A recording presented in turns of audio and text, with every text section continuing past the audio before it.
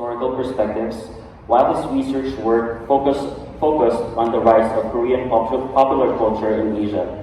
His work was honored by the National Communication Association and the Global Fusion Conference. He holds a PhD from the University of Wisconsin-Madison. To present his lecture entitled Korean Popular Culture and the International Cultural Flow, please help me welcome Dr. Shim Doobo.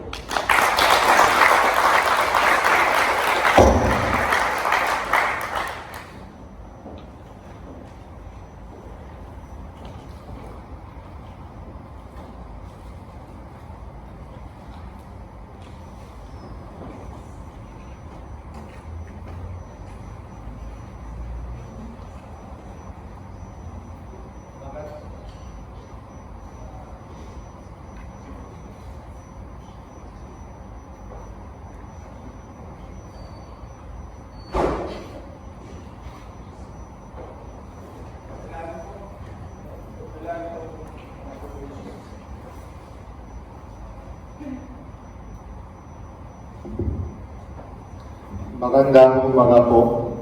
안녕하세요. How are you? My name is Doobo Shim from Sungshin University in Seoul. First of all, I have to thank Korea Research Center at UP for their wonderful organizing this conference, and also I thank for the distinguished administrators at UP for sharing their time to hear. It's a great honor to share my thoughts and ideas on the Korean popular culture overseas with my new friends in the Philippines. Recently, the Korean boy band BTS popularity in the world is confirming the status of the Korean popular culture in the world. The relationship between South Korea and the Philippines is getting closer in recent years. As we all know, Korean President Moon Jae-in has openly and often announced that Southeast Asia and the Philippines is very important for the Korea's future. He coined the term VIP, referring to Vietnam, Indonesia, and the Philippines as the real VIP for Korea's economy and the politics. As I said before, Korean culture is becoming popular in the Philippines, and the Philippines is one of the most popular destinations for Korean tourists. Today, I'm going to talk about the growth of Korean popular culture overseas and its implications on the transnational cultural flow, and possibly discuss some ideas on building more interactive and mutual international and cultural relations in Asia.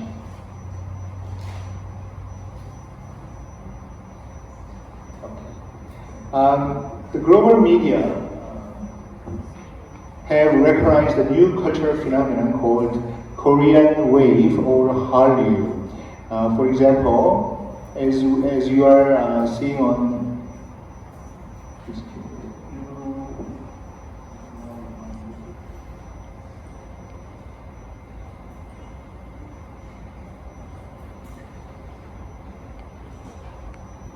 for example, AP, the American-based news agency called reported in year 2002 having a pot of kimchi, so calling Kim Chic, all things Korean, from food and music to eyebrow shaping and shoe styles are the rage across Asia.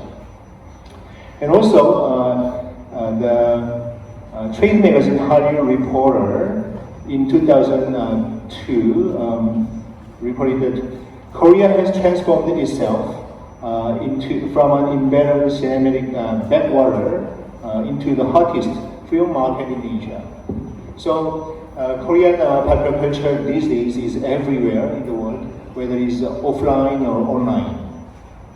Also, in year 2017, when the seven-member BTS received awards from the American Music Award, Huffington Post reported that people are freaking out over K-pop band BTS performance at the AMS. The boy band reads that the boy band performed their hit song DNA at the American Music Awards on Sunday and completely brought down the house. They were so good. In fact, the group ended up receiving a standing ovation from the audience, along with a whole lot of love from adoring fans. BTS is really huge. So last year, BTS covered Time Global Audition as a next generation leader, and also they nicknamed as the Beatles of the YouTube era. And their 3 albums have topped the Billboard 200 charts, and they received more than 200 awards around the world, including Billboard Music Award, American Music Award, and other local music awards from Korea and elsewhere. And they have recorded some Guinness World Records, including the 100 million viewers in the shortest span of time. So before I talk more on the Korean wave in Asia, I think I'd better share my journey in the Korean wave research. I, as a student, went to America in year 1993 as a master's student at the Wisconsin-Madison, and then I moved on to the PhD course in 1996. And what was interesting at the time was that Korea was becoming growing power in Asia as an economy and also as a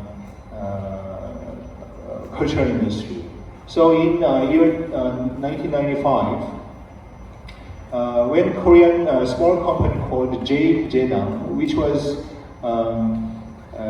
it is a report in America in 1995. J Jedang is currently CJ, and at the time J Jedang was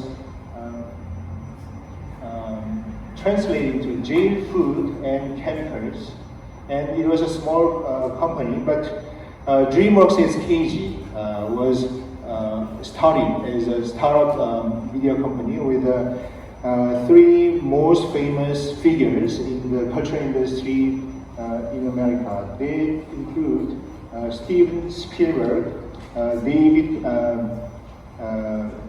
Geffen, and also Jeffrey Katzenberg, who was a chairman of Disney. So when they started in 1995, they need some investment from all around the world. And it was a unexpected situation that small Korean company called J Jedang or J Food and Chemicals invested. So it was a huge news around the world, and also it was a shocker to Korean society, because until the time Korea was not interested in culture industry. Korea was only interested in car making, chemical or shipbuilding, those hardware making economies. So I became interested in this situation and developed into a research paper. So I presented in the American convention called AJMC, which stands for Association for Education in Journalism and Mass Communication, with the title of Hollywood Attracts South Korean Capital. The 1990s is an interesting era when the traditional electronics maker Sony bought out American company called Columbia Pictures, and now it is called Sony Pictures. But the Japanese and Korean companies, which are largely home electronics companies, began to have an interest in cultural industry. So and also it was an era when the world leaders began to talk about the future in the 21st century. And they often said that 21st century will be the information society, will be the century of culture, and globalization became a buzzword around the world. So the interest in the cultural industry became widespread in Asia as well. Eventually, I finished my PhD dissertation in year 2000 with the title of Korean Big Business Awakens to the Media Industry.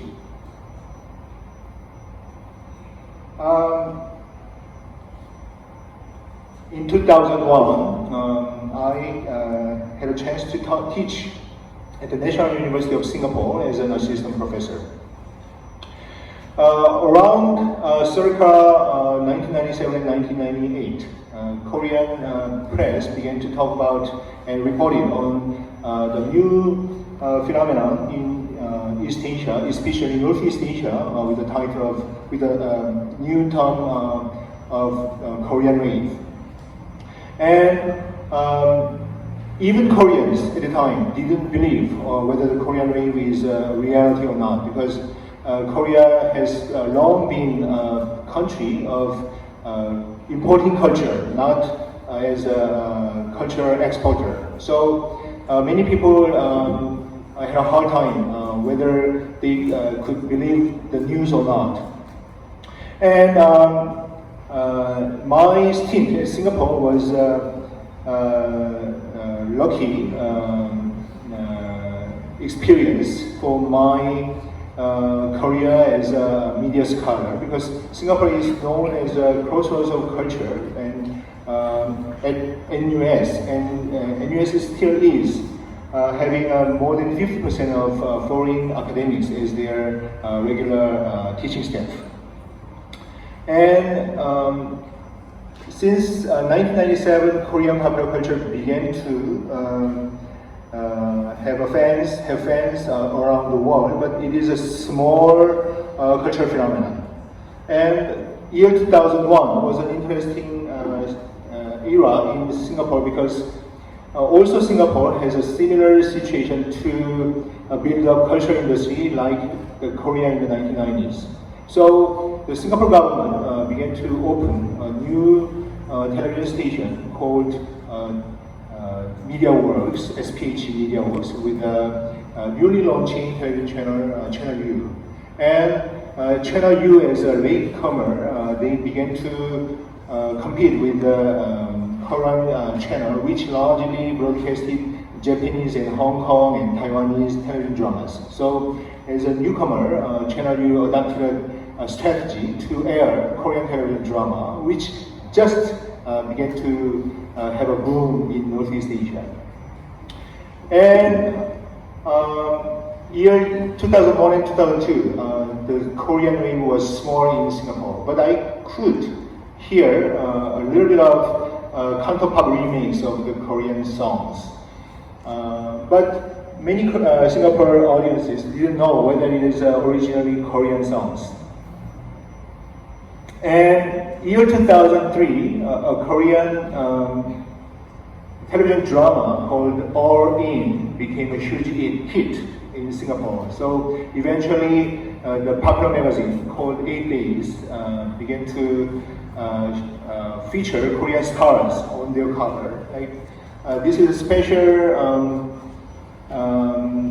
issue of the 8 Days with Korean popular culture as a main theme. So they call it Kimchi Hot, and they have a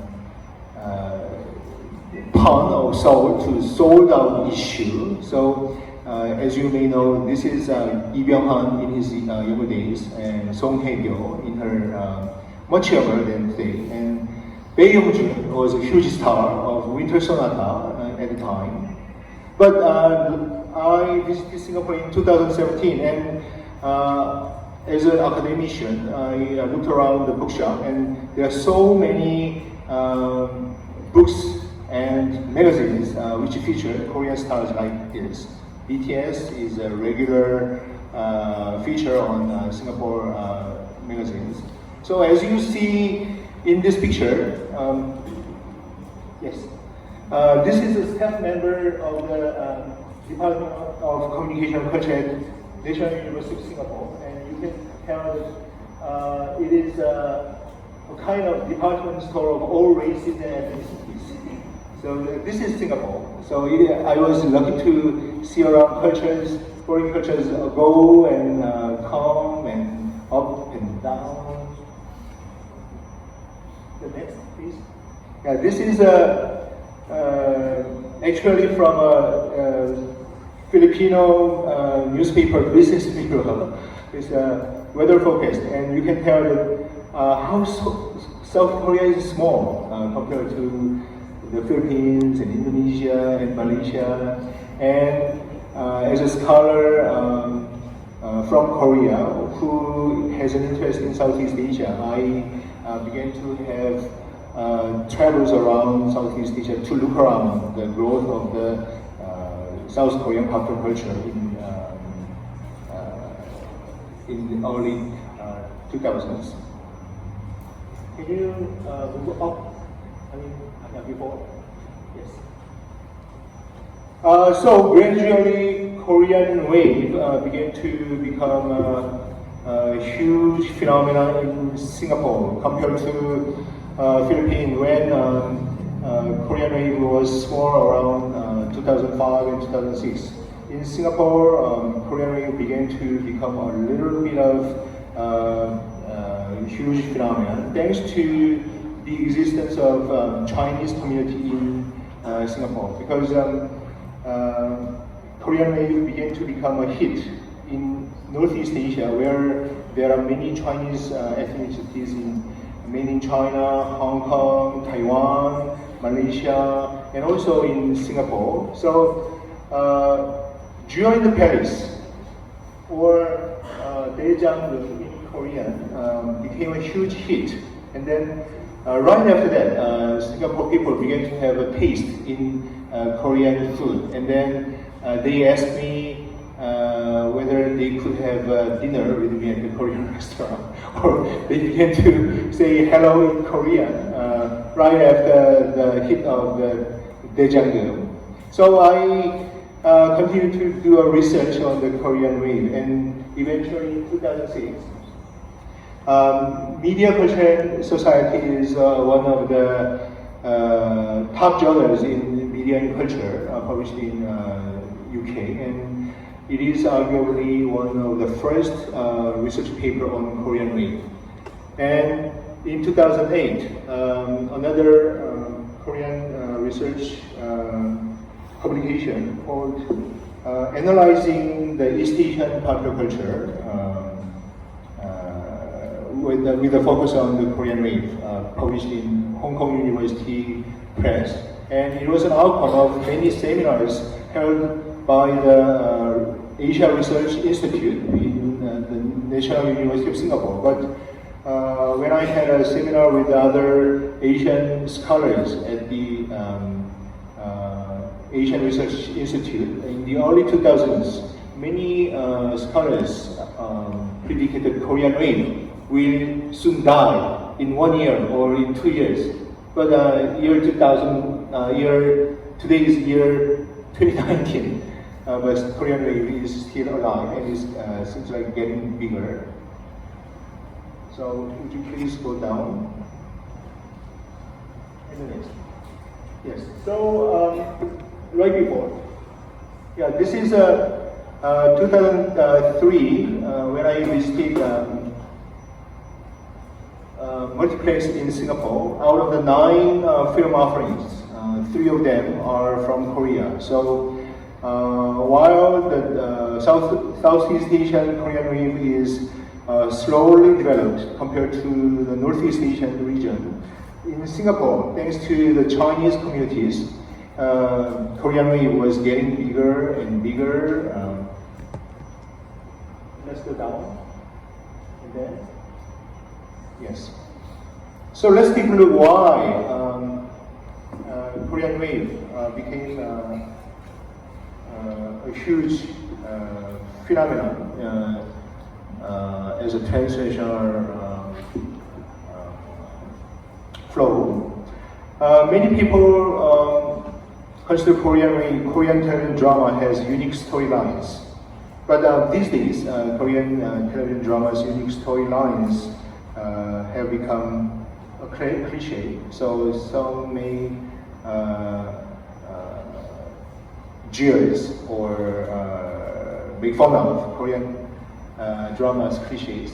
Maybe take a look at the YouTube, which was made by the students from National University of Singapore regarding the cliche of the Korean television drama. Oh, it's called five cliches of Korean drama.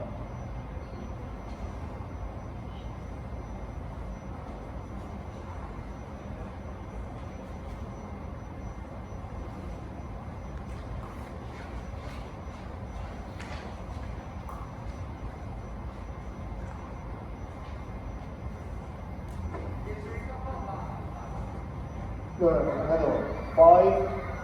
Five cliche K-drama moments. Five cliche K-drama moments.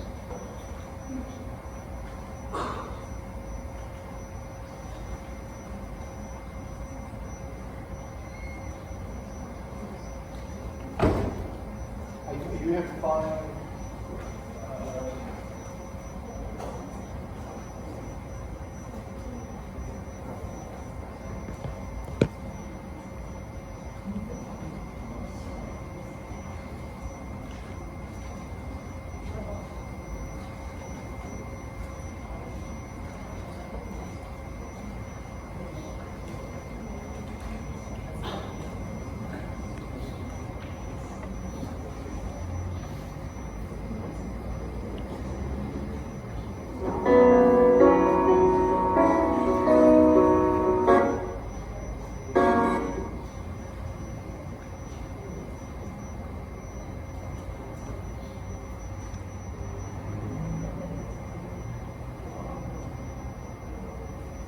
Yes.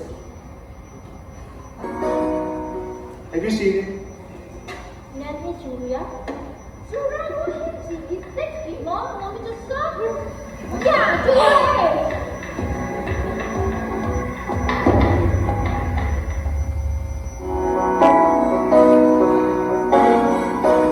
싸우지 마라.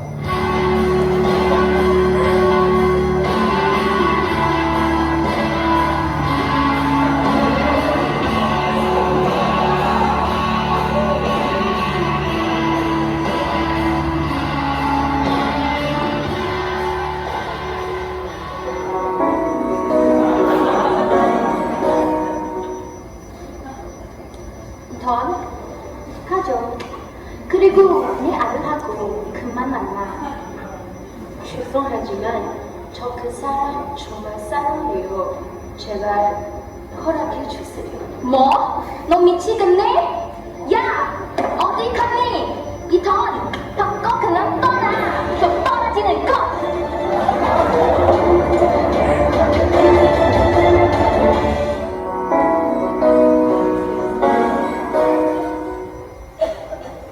오빠 안녕. 난 간다. 그야 어디야?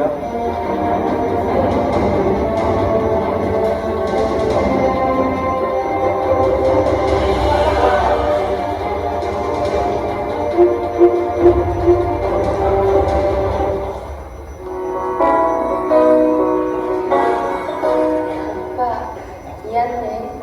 우리 헤어져.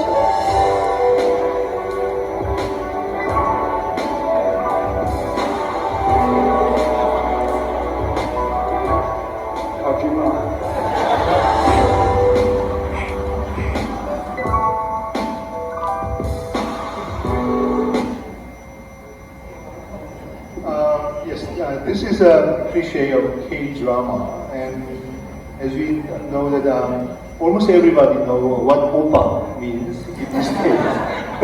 in 2001, when I first arrived in Singapore, nobody knew what oppa is, or ajashi, or ajumma, or kajima, or something like that. So one may wonder why Korean television drama is popular among Southeast Asian audience. I would argue that the cultural consumption is a negotiation process between consumers and cultural artifacts.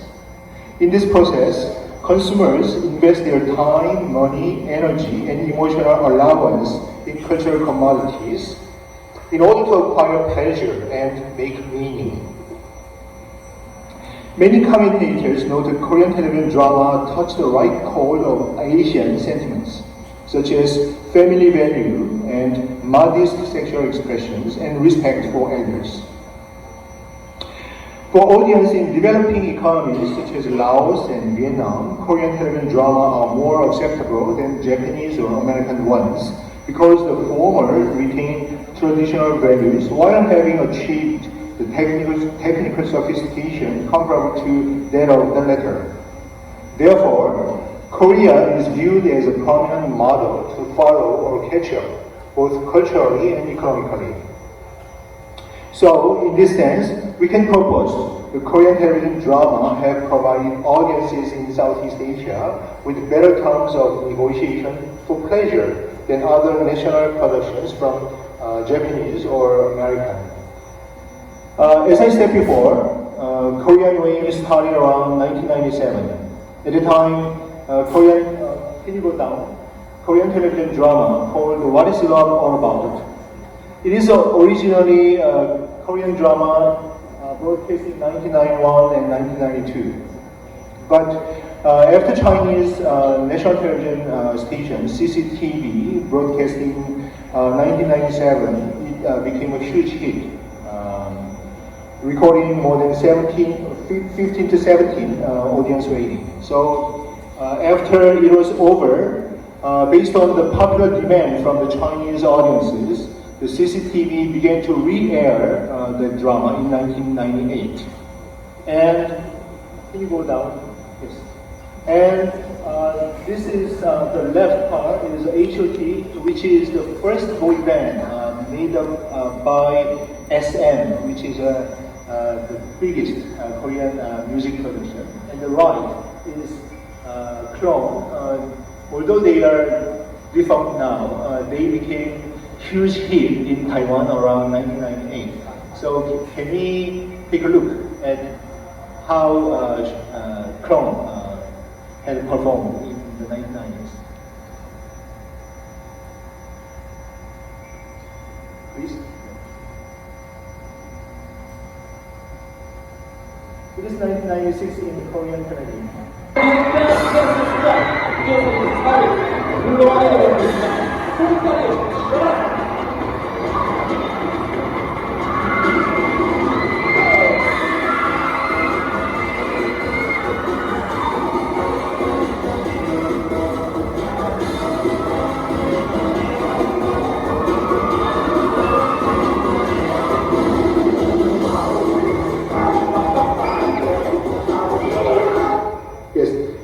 As we can see, although they are not boy band members as produced by these days Korean K-pop formula, we can tell that their dance performance is, even in the 1990s, very strong and very synchronized.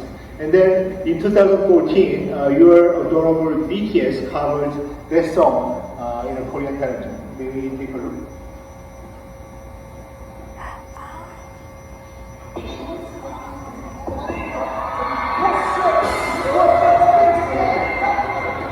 By this, BTS made a tribute to their idols.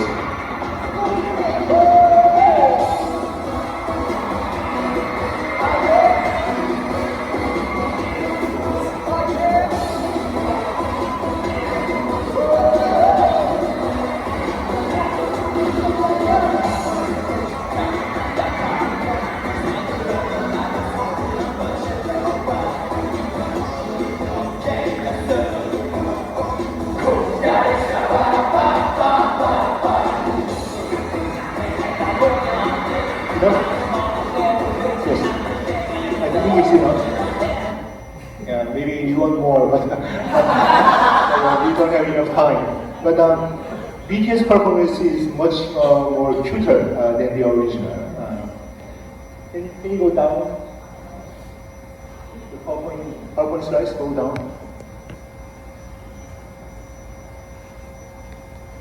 Yes. And then Korean films began to be shown in the theaters across East Asia. It was also a very rare event compared to the previous era when Korean films were even ignored by the local audiences.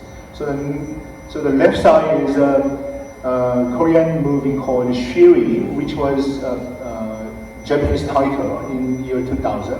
The right side is original Korean title is 엽기적인 그녀 or My Sassy Girl. Maybe young generation don't know, but older generation knew this romantic comedy. Actually, it is very fun. As you can tell in the poster,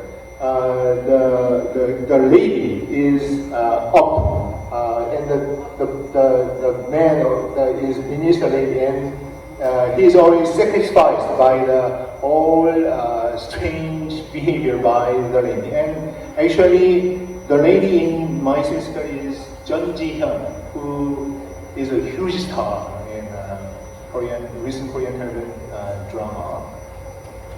And the next one, some older generation may remember how sad the story was in Auditorium in My Heart. And the right side is All About Eve, which featured one of the handsomest Korean actors, Jang Dong-gun.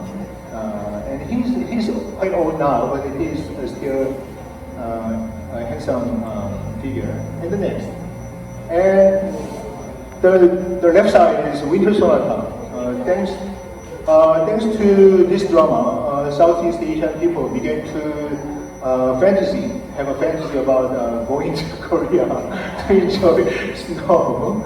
And the right side is the well-known Daejang. And this drama even recorded more than 80% audience rating in Iran and some African countries like Zimbabwe. So Winter Sonata and During the Paris or Daejang became a landmark of the early Korean television drama. Can you go down? But around 2007, 2008, many Korean commentators began to talk about the crisis of Hallyu or the Korean wave. As I said before, the original Korean wave stars like Bae Yong-jun and Choi Ji-woo in Winter Sonata and Jang Dong-gun, they became aging into the mid-30s. And then many Korean commentators and also the fans in Southeast Asia began to talk about the Korean wave is only about the cliche. We are sick and tired of Korean television drama formula. So we can call it a creative crisis. And also in terms of investment, not only Korean, but also Japanese companies began to fund the Korean television drama and the films. But unexpectedly, they turned out to be a failure in around 2006, 2007, and 2008. So many people began to talk about Korean wave is over, eventually. But, can you go down? Okay.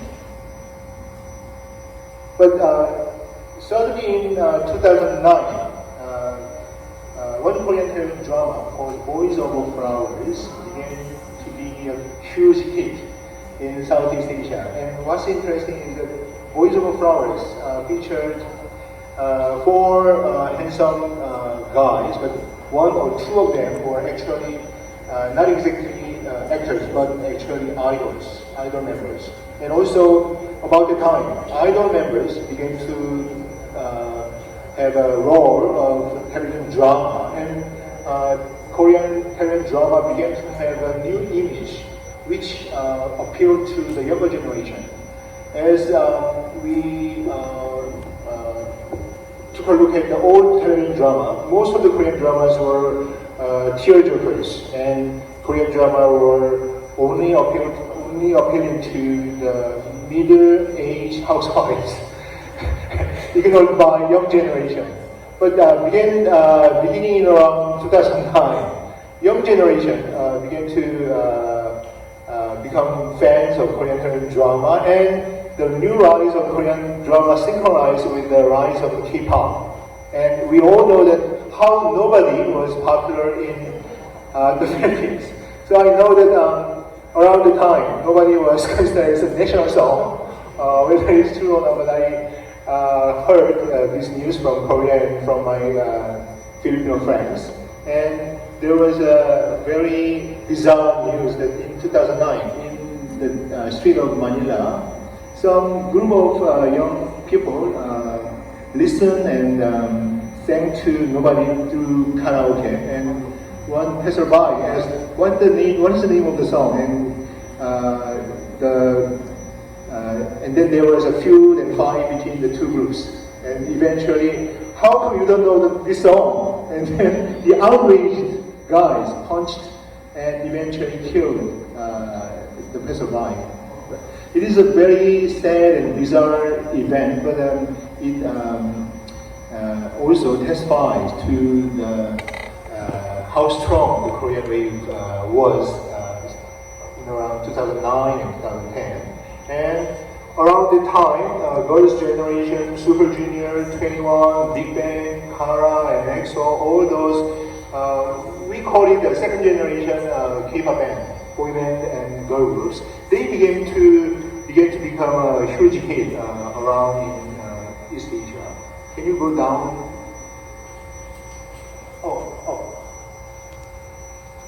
Please go down. I'm sorry. Yeah, images. So you can test your memory.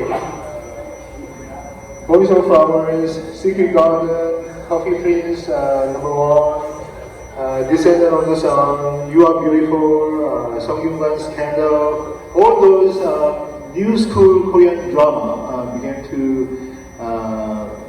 take heart from the young generation in East Asia. Please go down. And you're a big fan of Wonder Girls, yeah, so okay. G, Girls' Generation. From 2007, 8, 9, and up until 2015 and 16. These two girl groups spearheaded the new wave of Korean girl group phenomena. And please go up. So in around 2010, I had an interview with a Singapore young generation regarding, excuse me, regarding the rise of the second flow of the Korean wave, and the fans' remark is very touching. So she said, I started quite early before the Korean wave was very big and popular right now in 2010. Sometimes I got a bit angry that before Boys of Flowers, nobody really knew about Korean stuff. So after this show, everyone is like suddenly so crazy about Korean stuff, and we have an influx of fans. Then I will go like, why don't you not like them before Boys of Flowers came out? Why like them only after it came out? So very cute. And also another fan remarked that I was the only K-pop fan in my class. When I talked about K-pop, they just like don't really care about what I said. But then when nobody came out, then they started liking, like slowly liking. Then after that, G came in. Then a lot of people were like, oh, like SNST kind of thing. So in 2010, one television station in Singapore made a soft documentary about the rise of K-pop, and we are going to take a look which goes about 5 minutes. This is called Razor Pop.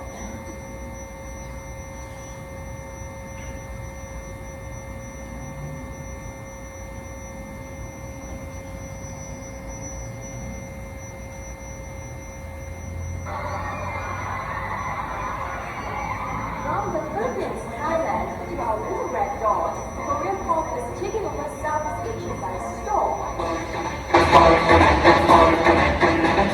Many K-pop acts, particularly boy bands and girl groups, have built a cult following here in the past 2 years.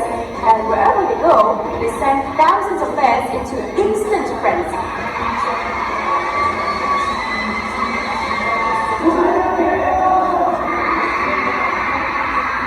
The Korean wave first hit Singapore just before we ushered in the new millennium.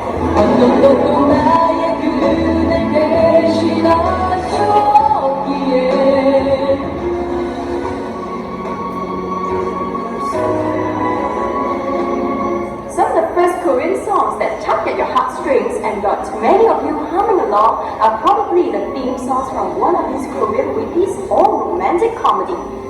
언젠가 다시 돌아오니 그대 알고 알기에. The popularity of these K-dramas has also made leading men like Bae Young-joon and Won Bin mega stars across Asia. But while many industry insiders thought the fad will fade once these actors are past their best, the K-pop phenomenon has actually outlived its projected expiry date. And the reason is obvious. These dream worlds are simply survived by the more dreamers who not only act but also sing, rap, dance, and host. Do you have a personal favorite for those 501? They are good looking, right? Yes. Yeah. So what else do you like about them?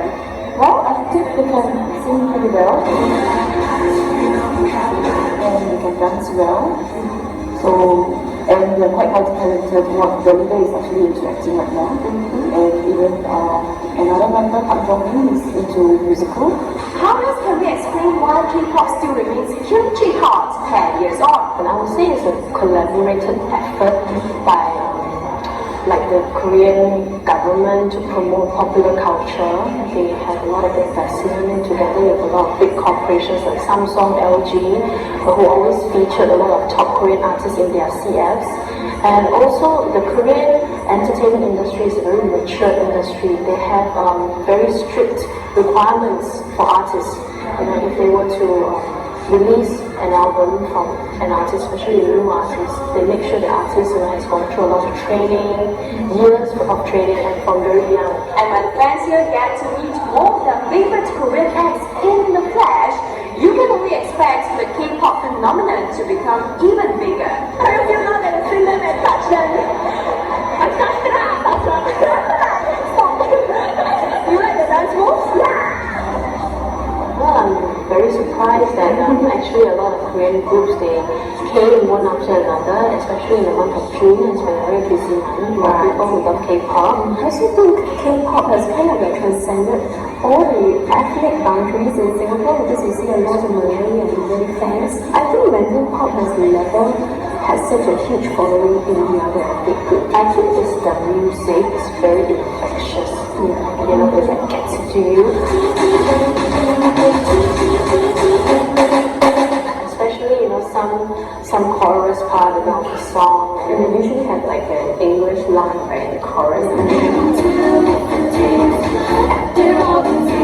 Everyone can follow. Yeah, so even though you don't know the Korean bit, you know, at least there's some words like sorry, you know. And how the lyrics are being written, you know, sumi makyo makyo nega micho micho baby. So it's like it rhymes. Yeah. And even though I don't really know what they're saying, but it's easy for me to follow. Even if you've never listened to a Korean song, you would have heard the Korean melodies that were remade into some of these Mendo dance hits. Surprise, surprise!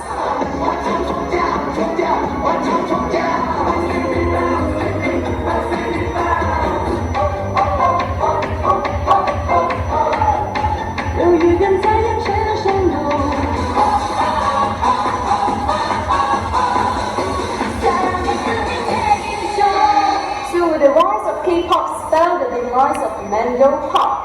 Well, I've heard a lot of comparisons, like how.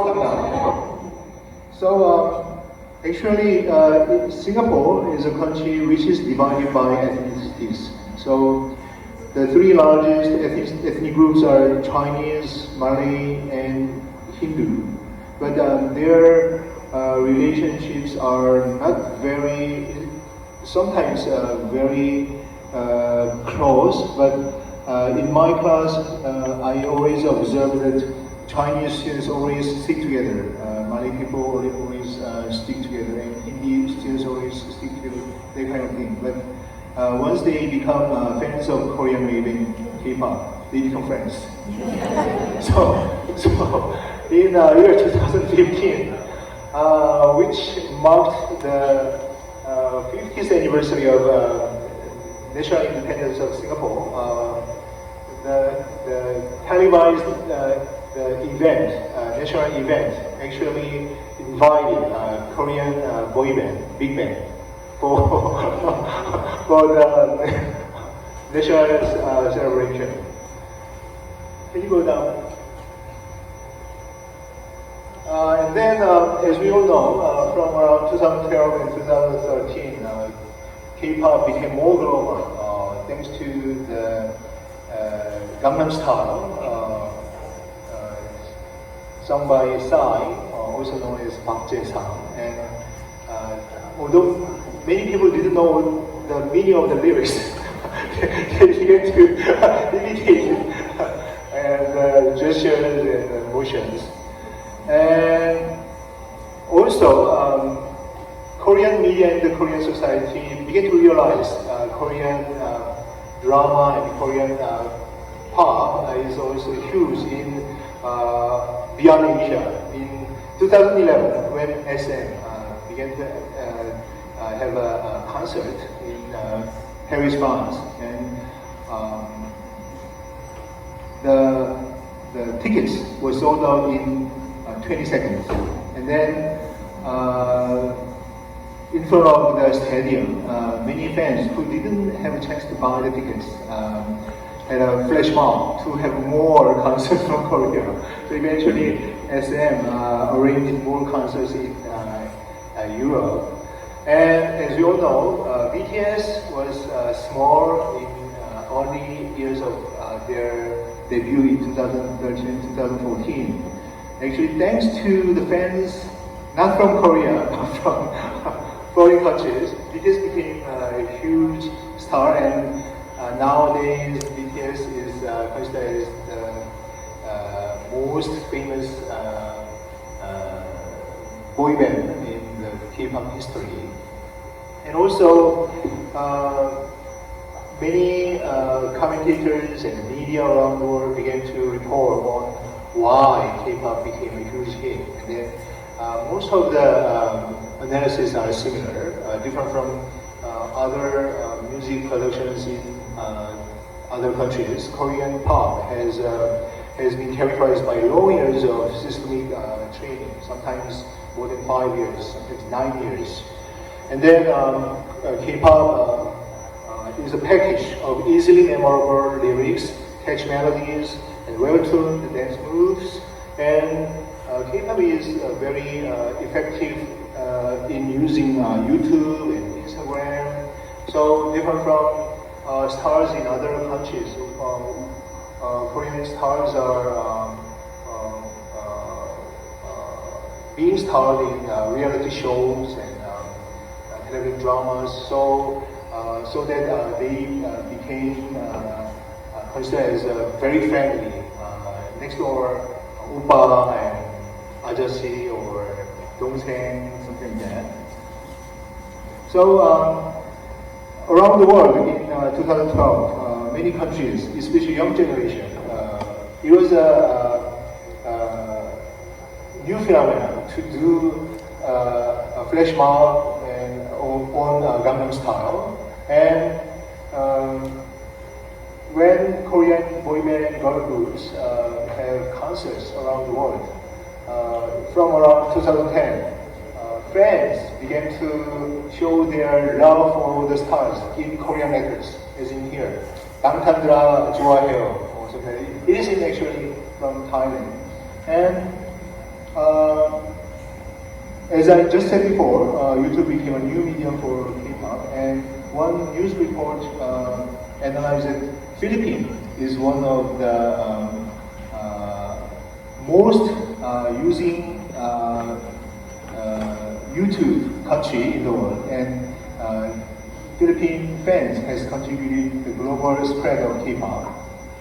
So while J-pop has been huge for more than 20 years, in 2010s, based on the analysis from many scholars and research institutes, K-pop is more popular and more stronger in terms of its influence than J-pop. We have to talk about the economic and cultural impact of Korean wave into other sectors.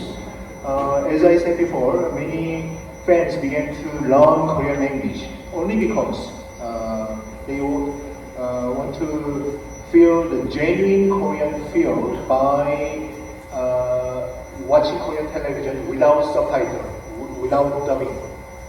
And also, with improved awareness, many Korean stars have become cultural icons in the region by appearing on advertisements in Asia. And Korean food, fashion, language, tourism, beauty, and medical tourism became one of the sectors of Korean wave, different from the early Korean wave, which only referred to the Korean drama, film, and K-pop. Nowadays, when we talk about Korean wave, we are talking about all things Korean. So I know many students here are going to take a test called TOPIK, test of proficiency in Korean. The applicants to take the TOPIK test around the world, the number is getting bigger and bigger. The number of foreign tourists to Korea is getting bigger and bigger. So whenever there is a concert by BTS is being held in Seoul, suddenly all the hotels in Gangnam area is fully booked, and more than 80% of them are teenagers and ladies in their 20s.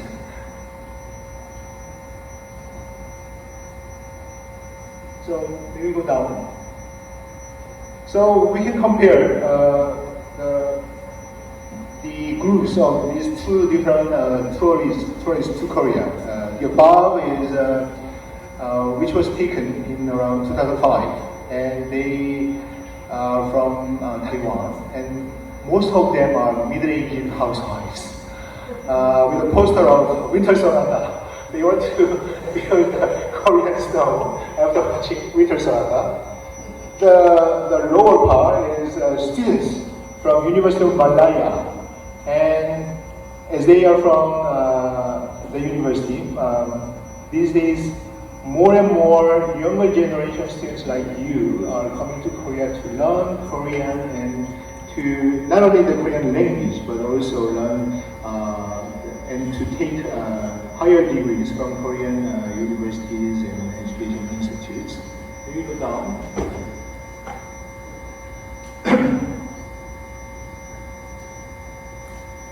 So the growing popularity of Korean popular culture also is being used by Korean government in terms of public diplomacy. So we can tell that Korea's soft power has been improved, and there are many surveys by Kotra or other agencies, and the result is that many foreigners began to have a more favorable impression of Korea thanks to Hallyu. So in 2005, New York Times reported that the booming South Korean presence on television and in the movies has spurred Asians to buy up South Korean goods and to travel to South Korea, traditionally not a popular tourist destination. The images that Asians traditionally have associated with the country via student marches in the 1980s, the demilitarized zone between North Korea and South Korea, and division, have given way to trendy entertainers and cutting-edge technology. So I think I don't have enough time to talk about this section, international political economy and the relationship between the Koreans awakening to the media industry.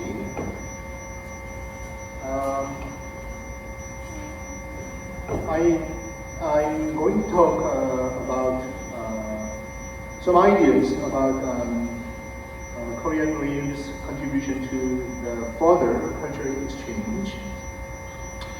American historian Meredith Cummings once said that Asia is an area without an identity, a region incapable of imagining itself as a community, different from Europe or the Americas, where Spanish is the lingua franca. Asia is divided by ethnicities, cultures, languages, traditions, and also in terms of television program trade. In 1989, American scholars,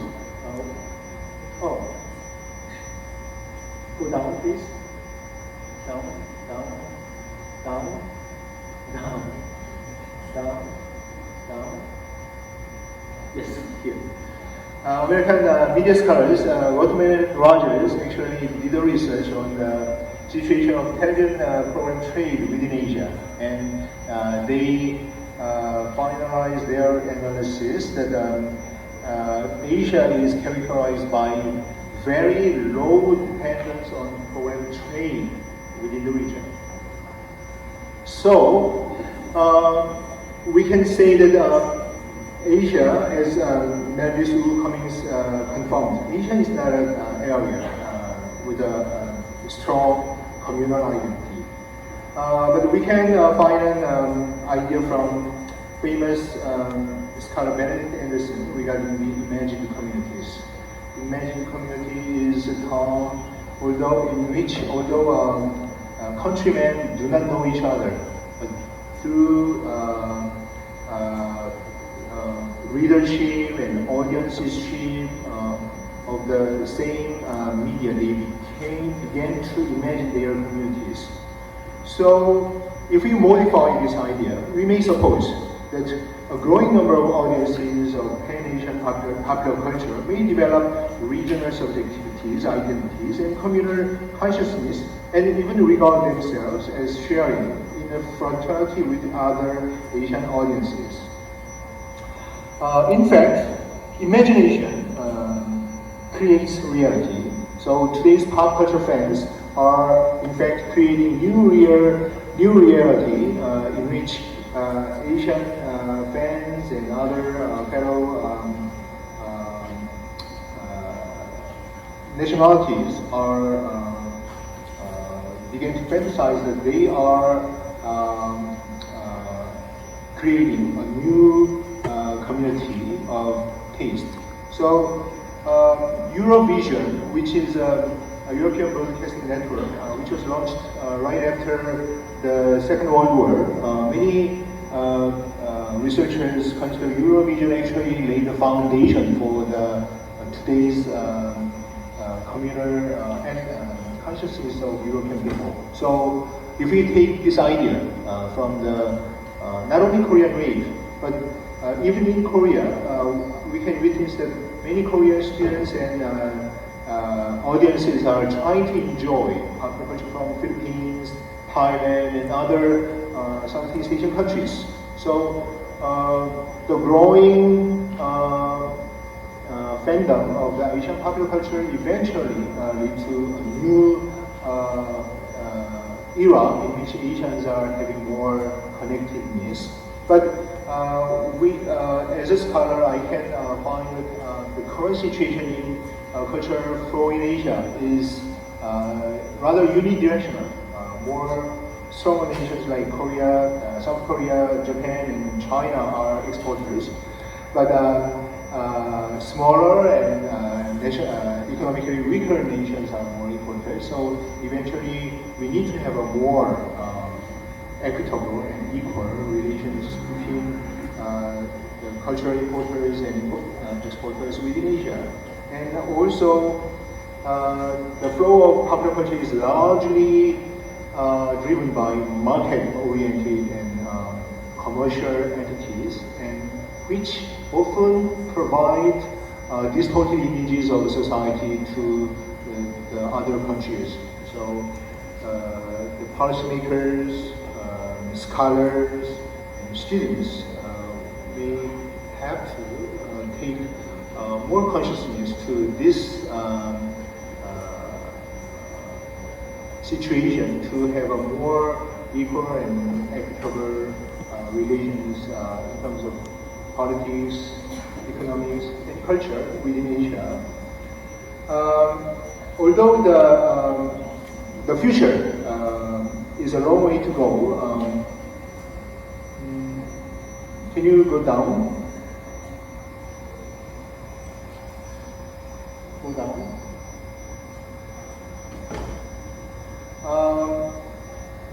One quote from a book I like is difficult roads often lead to the most beautiful nations, beautiful destinations. So although we are only begin to talk about the future in which cultural flow within Asia are more equitable, if we talk about this future more and more, we are going to eventually reach a totally different situation in which not only Korean popular culture is popular in Southeast Asia, more Filipino popular culture, more Thai popular culture, more Singaporean popular culture are consumed and enjoyed and shared by fellow audiences in South Korea, China, and Japan, and other East Asian countries. So please go down. Salamat po. 감사합니다. Thank you very much for your attentive listening to my keynote speech. Thank you very much. Thank you very much, Dr. Shim. And now the floor is open for your questions. You may approach either of the mic stands. And for the interest of time also, we will be welcoming at least 2 or 3 questions from the audience. So kindly and freely approach the mics if you have any questions regarding the presentation, please. Yes, sir. Good morning, sir. My name is Dave Sindano. I'm from the School of Business here in UP. Well, I appreciate that presentation. That's a very good presentation of popular culture and the idea of transnational flow of culture and commodity and economy as well. Towards the last part of the presentation, there's this remark of equal cultural flow between and amongst the nations in Southeast Asia or in Asia. But my question is, yes, we appreciate and we love Korean products and popular products here in the Philippines. Is there a counterpart appreciation of Philippine media products in, for example, in Korea? Like how much do Koreans possibly love Filipino products like soap operas and dramas that we produce in our country? Thank you. To tell you the truth, the general Korean public's image of Philippines is that we are having more and more low-wage workers from the Philippines, and also we remember that Philippines was a country which aided the Korean economy right after the Korean War in the 1950s. And also we all know that in the 1960s and early 1970s, many Korean infrastructure was actually built by Filipino companies and workers. But the situation in year 2019 is different. So we sometimes find news reports that some Korean companies mistreat workers from Southeast Asia, including the Philippines. But as time goes by, as a social scientist, I observe that the Korean people's consciousness about equal rights and cultural diversity is getting more and more improved. So, and also as with the rise of K-pop, the general Korean people's perception of the contribution of music and other popular culture to the economy is important. And what is very interesting is that many Koreans have an image of Filipino people as good singers. So more and more Korean music productions try to have a co-production with Filipino companies and Filipino wannabe stars. So although we oftentimes find some dark realities today, I believe the future will be more brighter. Thank you very much. Thank you. Do we have any other questions?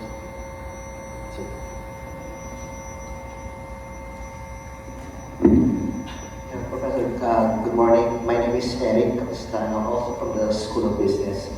Well, as a fan myself, one thing I've always noticed is that there are clashes between the Korean fans and the international fans in so many different ways. What do you think would be probably ways in which, let's say, that these clashing of the international fans and the Korean fans can be reduced, or if not totally eliminated, especially in terms of the Western coverage, the Western media coverage of Hallyu, especially on their shores.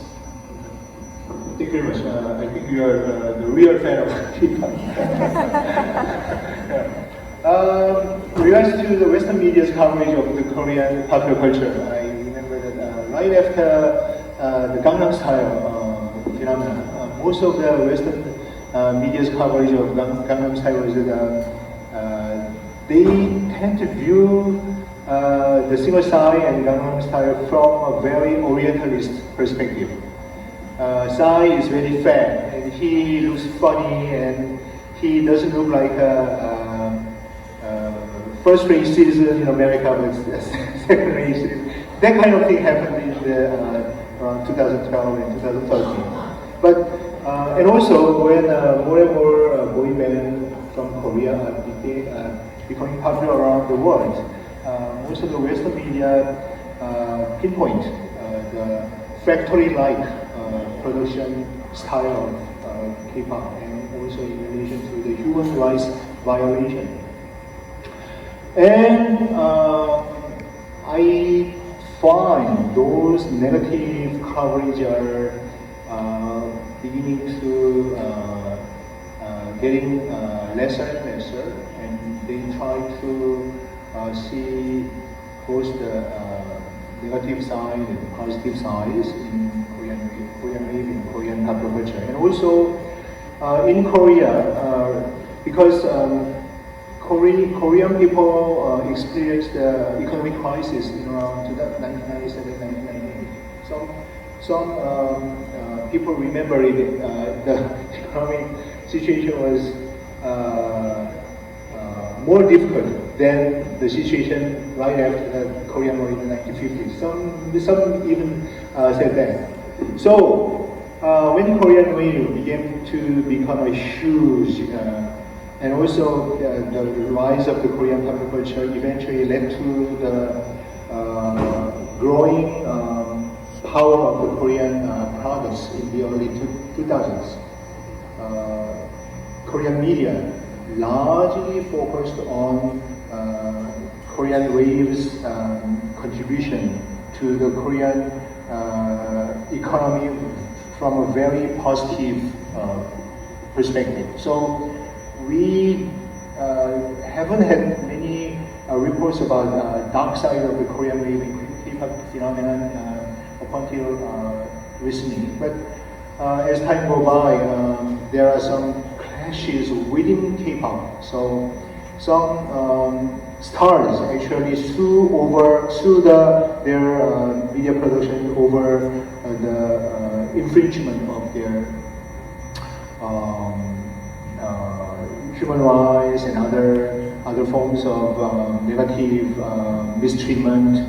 And also, as the big fan of Girls' Generation mentioned, there is a clash and fights between the Korean fans of the Korean wave and foreign fans of the Korean wave. And Korean fans believe that the BTS and other boy groups and girl group members are their child. Like they actually group and then endear those stars. And also foreign fans, especially BTS fans, think that BTS was not huge in Korea, but only after the foreign fans began to promote BTS.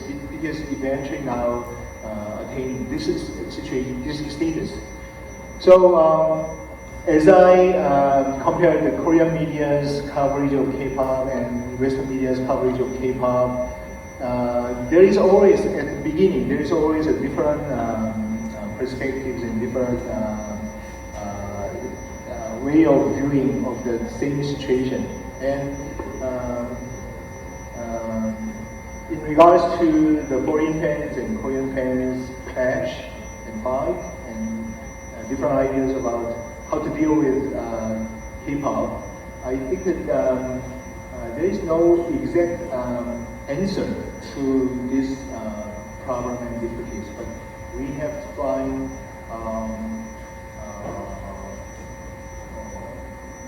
avenues and ways and spaces to have a more conversation and more communication.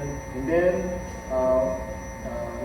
if we believe the idea of democracy and the dialogue, eventually we are going to reach a more peaceful and more prosperous situation in which even the fans of the Korean pop culture around the world begin to feel that they are real friends. Thank you very much for your very short time. Alright, thank you very much. And okay, one last question. Sir, good morning. I'm Juan Garlao from the National Commission for Culture and the Arts. As a scholar of Korean pop culture or Hallyu, I'd like to know, where do you see Hallyu in the next 10 or 20 years? Thank you. Where do you see Korean pop culture in the next 10 or 20 years? Yes, 10. Next few years. It's in the future. Okay. It is very interesting, but my friend and who is one of the most famous sociologists in Asia, who is Chua Min-hwan from National University of Singapore. Although he wrote a book on the Korean wave in 2013, but I remember that in 2004, 5, and 6, and 8, whenever I talk about Korean popular culture, he always mentions that Korean wave will be dead at least within 2 years. And also, another friend of mine, who is a professor at the Duke University in the United States, whose name is Leon Ching. He is also, I admire his scholarship very much. And also, we are also still proposing a new seminar in the near future. And he also mentioned that in 2012, when Psy and Gangnam Style was huge in America, he also said that Korean wave will die within 1 or 2 years. So it happened. This kind of negative prediction happened all the time for the past 20 years. And I believe that Disney also experienced this kind of negative and dark predictions in the 1990s. When Disney was not huge in the 1990s, many people talked about Disney will be over. But from the late 1990s and 2000s, Disney again produced hugely popular animations and movies, and also the older generation, thanks to his or her experience when they were younger, they were fans of Disney. So the current Korean wave will be coming over and over thanks to their mothers' consumption of Korean wave 10 years ago, and then the current young generation, or actually babies, when their fathers and mothers were Korean drama fans. So this smallest experiences of consuming and enjoyment of Korean wave will last and it will be engraved in their sentiment and in their hearts. So I think with the together with the efforts of the K-pop media productions, I think Korean wave is not going to be over within the next 5-10 years. It may be smaller than today's, but I think it will stay longer in the near future. Thank you very much. Thank you very much to everyone who asked their questions, and also let's give another round of applause to Dr. Shim for sharing this lecture. Thank you. Salamat po. Thank you very much. Thank you very much.